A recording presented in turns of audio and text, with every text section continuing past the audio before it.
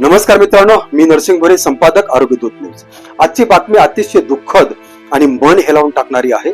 पाचोरा शहराजवळील एका लॉजिंग मध्ये 25 वर्षीय तरुणाने गळफास घेऊन आत्महत्या केल्याची धक्कादायक घटना समोर आली आहे. या घटनेमुळे गिरड गावासह संपूर्ण परिसरात हळहळ व्यक्त केली जात आहे.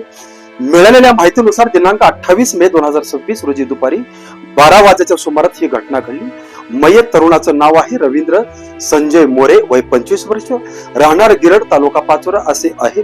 रवींद्र मोरे हा पाचोरा शहरात मालक या नावाने कापड व्यवसाय करत होता. तरुण वयात स्वतःचा व्यवसाय उभा करून मेहनतीने काम करणारा रवींद्र परिसरात ओळखला जात होता. त्याच्या अचानक निधनामुळे व्यापारी वर्तुळातही शोक व्यक्त केला जात आहे. घटनेची माहिती मिळताच परिसरात मोठी खळबळ उडाली. रवींद्र याला तातडीने अँब्युलन्स चालक संजीव पाटील यांनी पाचोरा ग्राम्य रुग्णालयात दाखल केलं, मात्र डॉक्टरांनी तपासणी करून त्याला मृत्यू घोषित केलं. या घटनेमुळे कुटुंबियावर दुःखाचा डोंगर कोसळला आहे.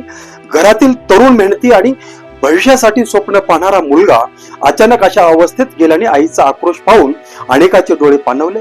रवींद्रच्या पश्चात आई, एक भाऊ आणि एक बहीण असा परिवार आहे. विशेष म्हणजे अवघ्या एका महिन्यापूर्वीच त्याचा सख्या मामाच्या मुलीसोबत साखरपुडा झाला होता.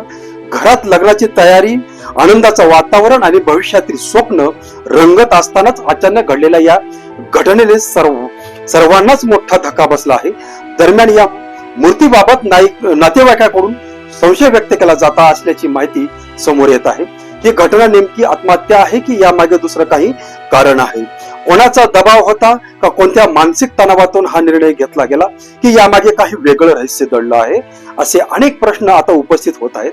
नातेवाईक जळगाव सिव्हिल हॉस्पिटलमध्ये जाण्याची तयारी करत असल्याची माहिती देखील मिळत आहे, जेणेकरून मृत्यू नेमकं कारण स्पष्ट होऊ शकेल. या प्रकरणी पाचोरा पोलीस स्टेशन येथे अकस्मात मृत्यूची नोंद करण्यात आली आहे. पुढील तपास पोलीस निरीक्षक राहुल कुमार पवार यांच्या मार्गदर्शनाखाली PSI घायल साहेब करत आहेत. मित्रांनो, अशा घटना जेव्हा घडतात तेव्हा फक्त एक व्यक्ती जात नाही, तर संपूर्ण कुटुंब आतून तुटून जात. आईच्या डोळ्यातील स्वप्न संपतात, बहिणीचा आधार हरवतो आणि घरातील आनंद कायमचा निघून जातो. जीवनात कितीही अडचण आल्या, तणाव आला, रहस्य आलं तरी आपल्या माणसाशी बोला, मित्रांशी बोला, कुटुंबाशी बोला, कारण प्रत्येक समस्या मार्ग असतो पण आयुष्यातील पर्याय नसतो.